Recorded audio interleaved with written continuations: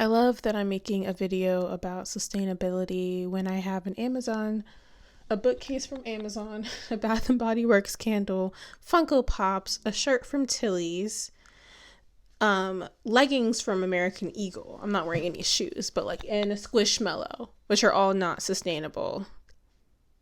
Love that for me.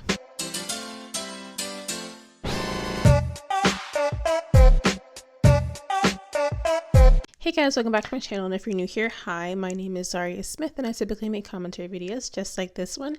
So if you happen to like that, or you just happen to like me, you can subscribe down below. And as always, today's candle is whipped coffee. I'm a barista, and I love the smell of coffee. It makes me feel like happy and warm on the inside. So we're doing whipped coffee today. But I don't know if you guys know this, because I have a lot of new subscribers now, but I started doing this thing where I started to look back at my old videos, and I realized those videos only have a couple hundred views, if that. And they were really good topics, but those video topics either didn't get enough attention I felt like that it needed a drastic revamp, or I just generally changed my whole opinions on it because it's been 2 years since some of these videos I made, and I kind of wanted to look back at the things that I said and kind of bring them up to a new audience. And yeah, so today's video, I'm going to be looking back at my old video that I did called The Elitism of the Sustainability Community, Shaming People for Buying Fast Fashion, etc.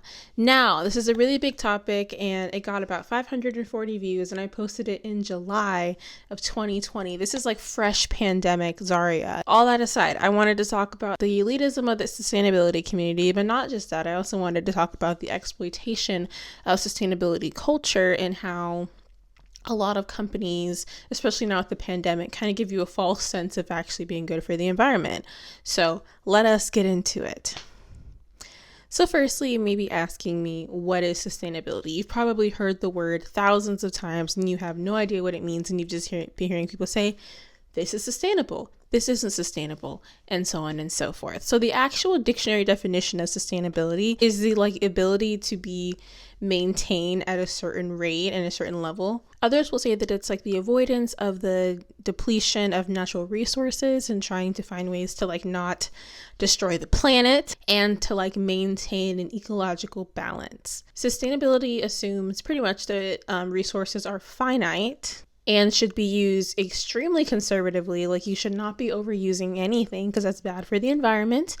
And sustainability is pretty much just trying to do things that aren't going to the environment, essentially. Can I say, that's probably a word I can't use, mess up the environment to where we can't live on it anymore, essentially. The idea is not only to just think about the earth right now, but think about the earth in 30 years, 50 years, 100 years, 200 years. We want to do things and have things set in practice right now that in the future will make the earth look the same that it is now, and not on fire, I don't know, the earth just exploding or something like that. I don't know. I haven't thought about it. I actually think about it a lot, but haven't thought about exactly how the earth would blow up. That's not the point. The point is that sustainability is kind of the practice of making sure that you don't mess up the earth. And you'd think that a lot of people would just do this naturally. However, it is so much cheaper and so much more profitable to just hate the earth. Who would have thought? But the reason why we want to be sustainable is because of issues that we have with climate change and global warming. So global warming and climate change was something that I actually didn't talk about in my last video, or my video about this topic. And I don't honestly know why I didn't, because the main force behind sustainability and why we should care about it so much, especially right now, is because of climate change and global warming. So it's really interesting that I didn't mention it, but I'm mentioning it today because that is why we do all this stuff, and to make sure that the earth doesn't explode, like I mentioned earlier. So the definition of climate change is kind of just a change in global or regional climate patterns. There was a particular change in the 20th century, as we know, and it's attributed to increased levels of atmospheric carbon dioxide, produced by the use of fossil fuels. Now, if you don't remember, this is a little history lesson, but there was an industrial revolution. You know, we didn't always have iPhones. And there was a lot of factory working, especially like in like the 1920s and stuff like that. There was this huge boom of people doing things. And this was horrible for the environment. Shifts like this are natural. They do happen, you know, definitely not as badly right now, but it does happen. The earth changes, there are ebbs and flows. Obviously, the earth is not the same that it was when the dinosaurs were roaming or when there was a huge ice age. Clearly, there isn't as much ice now, so where did the ice go? Climate change is normal. However, climate change, when it is accelerated by human beings, is not good. So typically people use global warming and climate change kind of interchangeably, but they are a little bit different because global warming is the long-term heating of the Earth's core. Not the core, because core is always hot, but like, you know, like heating of like the Earth all over, because it's the Earth. Duh. Now, I'm sure we've all heard of greenhouse gases and the ozone layer breaking and all of these crazy words that no one knows what the meaning of it is. But the point is that human beings are kind of messing up the only place we got to live right now. And there are currently tech billionaires trying to get to Mars so that they can move there and leave all of us behind. So think about that. And, you know, there are plenty of people that think that global warming is fake and that, you know, it's not human beings' fault. And I just want to tell you that NASA says global warming is real. And NASA has thousands of scientists and researchers and physicists who do this stuff every single day, and they have degrees. Let me just tell you, NASA provided a list of things that are happening right now because of global warming, and I'm going to tell you. The global temperature is rising. The ocean is getting warmer. There are shrinking ice sheets. There is a glacial retreat. There is decreased snow cover. There are rising sea levels. There is a declining Arctic sea ice and increased extreme events. Now, extreme events, if you don't believe that one, think about how it's been really interesting how many earthquakes there have been, how many weird freak wildfires there have been, how many hurricanes, how many tsunamis, how many just horrible things happening. Think about that. Was that happening all the time before? No, it wasn't. So if you don't believe in global warming and you don't believe in climate change, I don't know what to tell you. Just look it up. Literally, it's a Google search, and then you would know that it's true. Like, it's not, you know, something that's so not real. But other than that, I want to talk about fast fashion, which I talked about in my first video.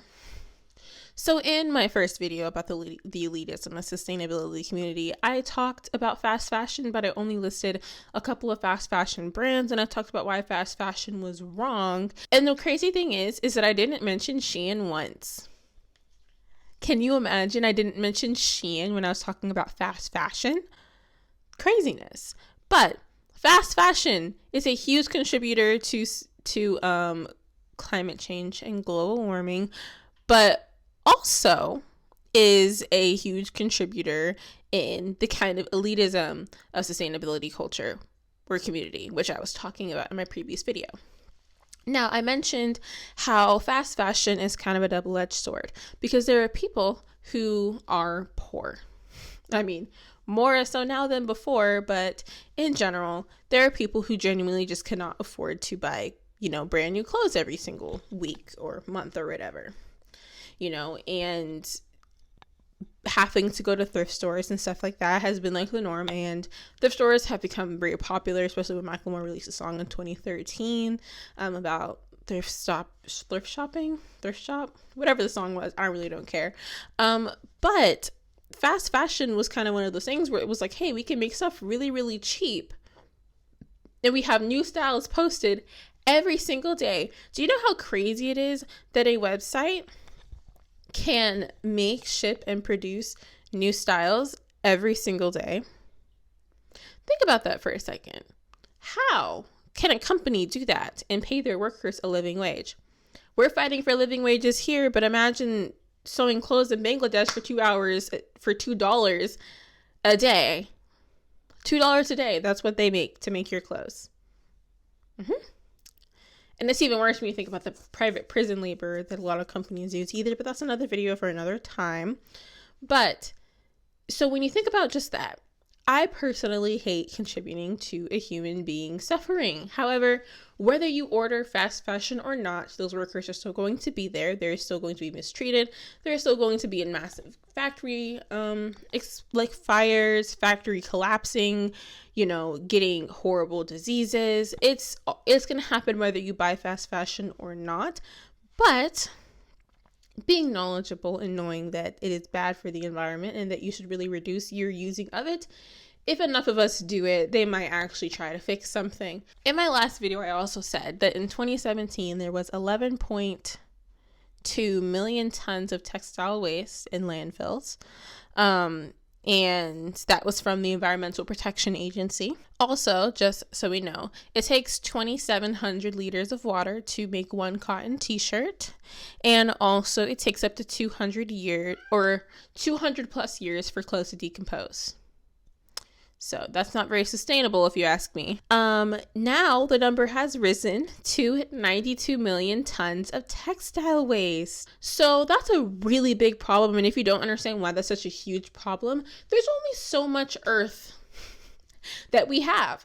And if we're filling up a lot of the earth with trash, one, there's already an issue with homelessness. There's already an issue with so many things. That land could be used for something else to benefit society. But also, that is just sitting there. And it's horrible. It's so bad for the environment, And in 2020, the concept of fast fashion wasn't something that was so new. Like, not everybody didn't know about fast fashion. However, the pandemic caused so many people to lose their jobs. I was one of those people, and I was sitting home making YouTube videos. People will only wear those clothing items for, let's say, 2 months and then throw them away, and then they end up in the landfill, and then the cycle continues.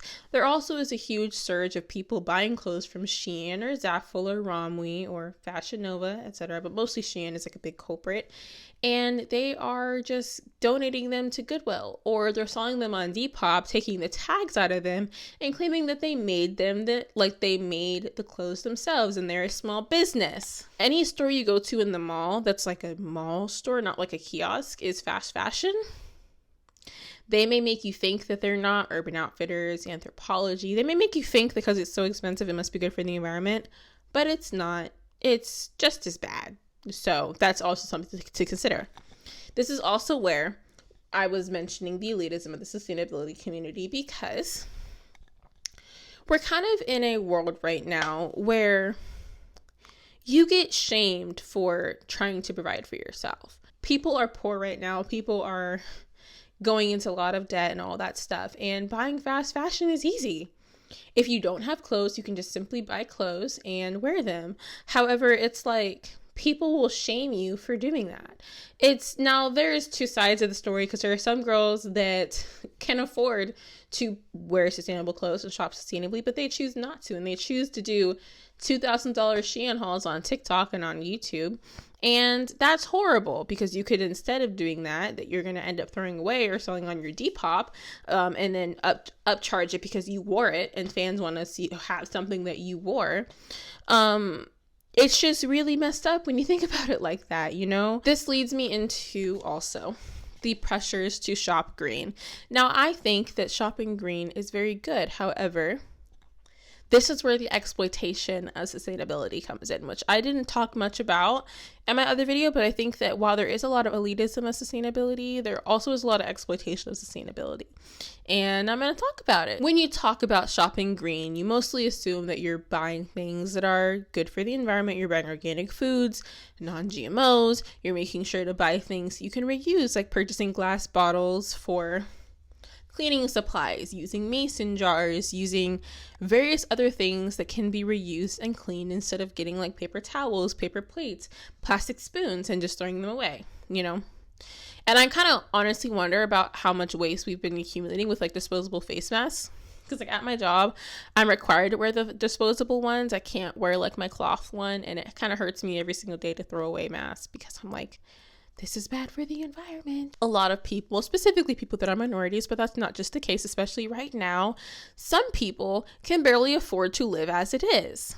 which is a very pandemic specific thing. Well, people haven't been able to afford to live for a long time, but it's more people now than it was before. And let's say, for instance, you're on EBT and you can't really buy the most organic things. You can't buy things that are better for the environment because you just can't afford it, and while government assistance is really nice, it can only go so far. And it's sometimes easier to just buy a package of Kraft mac and cheese, than buying something else that's probably better for you and better for the environment. Many people live in food deserts and they can't afford to. There's probably not a grocery store in the closest 30-minute radius of them sometimes. And it's already, and the grocery stores that they have are like Walmart. They're not like Trader Joe's or Whole Foods, or Lucky's. Rest in peace, Lucky's. Oh my God, they were so good.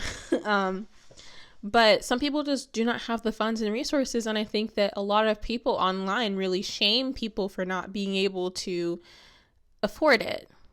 And the sad truth is that most people can't. And that's a huge problem with sustainability. While it is great if you can contribute, it's almost as though America, I'll just say, because I've lived in Germany, but I don't remember much. So I will say that like in America, it's very specific that you're kind of in this constant loop where it's like you can't afford it. And you already can't afford to live as it is. You can't afford gas because gas prices are out of the roof. And sometimes it's easier to just go get fast food, or even groceries shopping right now is so expensive. Still, it's just like some people, especially with the pandemic, just can't afford to be sustainable. And then this leads me into my next part, which is exploitation through greenwashing. Now, greenwashing is a process of conveying a fake impression or false impression that your company is green or good for the environment when it is actually not. I've seen plenty of TikToks of people showing like, oh, this packaging is sustainable, but then when you open it, there's plastic inside of it and it's like just tricking you, I know that, for instance, like boxed water is actually horrible for the environment. I think and there are some companies that really try to get you, like make you want to purchase from them because they are good for the environment. Like specifically, there is like an example of Chevron in like the mid 80s. They did a series of television commercials back when television was television still is a thing, but like people don't even watch cable TV anymore. It talked about its environmental dedication. Chevron, the oil company, was talking about how they care about the environment. I feel like there's like circus music playing in my head right now thinking about that, like clown behavior, because how can an oil company care about the environment? That doesn't make sense. It's kind of sucks because it's like right now the world is kind of crazy and we really have to focus on being better for the environment, not for when we're here, but for the people. Some people want to have kids. I mean, there is a whole thing of people not even having kids because they're worried that their kids are going to have to deal with the environmental impact of what boomers and millennials and Gen Z are doing right now, and so there's some damage that some people say are irreversible. Some people, they live paycheck to paycheck. I just hit my boob. They live paycheck to paycheck. They can't afford to be able to shop sustainably, because sustainable shirts are like $60, $100. Sustainable jackets are even more than that. Companies like North Face and Patagonia are great clothing and really good for the environment. However, it's like, what normal average American who is mostly below the poverty line can afford that? No one can.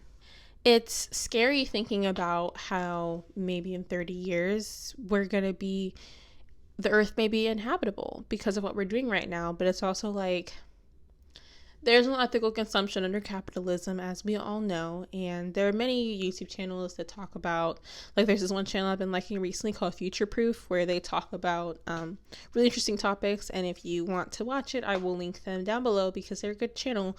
But it's like so many people, aside from the top 10% of earners, in the US can't afford to live that lifestyle. They don't have the privileges to be able to, shop sustainably. And then every single time a person maybe have the extra $2 to spend on the sustainable brand, they're not sustainable and they're greenwashing in there. And then you spent extra money on something to be good for the environment, and they use your will to want to be good to the environment and use it against you. It's terrifying. And I think that in my first video, this is kind of my final thoughts, by the way. In my first video, I kind of focus on the impact of like minorities and how a lot of minorities live in neighborhoods that are really bad, food deserts. They don't have a lot of money already. They have lower chances of getting a higher education, and even so, having a bachelor's degree really does nothing for you these days. And it's looking like you might have to get your master's just to get a job that pays you right and well. Some people get lucky, other people don't, and it's scary, and I really hope that if I do end up being one of the lucky few that get to make more than $200,000 a year, I want to shop sustainably, and I want to be able to research and do the things that I can do, because I know that so many people can't do it, and a lot of rich people don't care about the environment. In fact, they couldn't care less about the environment, and they still will purchase from Shein. They still will buy clothes from brands that are horrible for the environment. Like even Louis Vuitton throws away thousands and thousands of bags instead of donating them or using them, like reusing them, and it's kind of like in America, we have a double-edged sword. We almost in a way have no choice but to be bad for the environment. And it's really sad because like I said, I wish that I could be more sustainable. I wish that there were things that I could personally do, and there are things that I do. I really try to only buy things that I know that I really, really want. Like Connor right here is my best friend, and I love him very much. And he is priceless to me. But I make sure to try to purchase, things very limited. I really don't shop for myself anymore. Like I redecorated my room a little bit. I got a new desk, a new chair, but that was mostly for like my YouTube stuff. So I could like have a dedicated space to like actually edit and like not edit like in my bed. And just little things like that. But just overall, I want to say that if you feel guilty about not being able to shop sustainably, it's okay.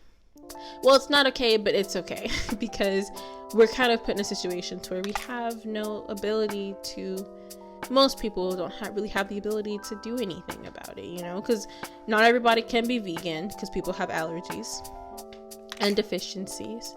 Not everybody can afford to buy sustainable clothing. Not everybody can afford to do just those basic things. And we shouldn't guilt people just because they can't afford it, I guess that's what I'm trying to say. So while my old video was a good one, it was very badly edited and no color in the background, nothing exciting happening, and I felt like that the topic deserved to be revisited, especially in a pandemic world that we're currently in. And yeah, so I guess that's it.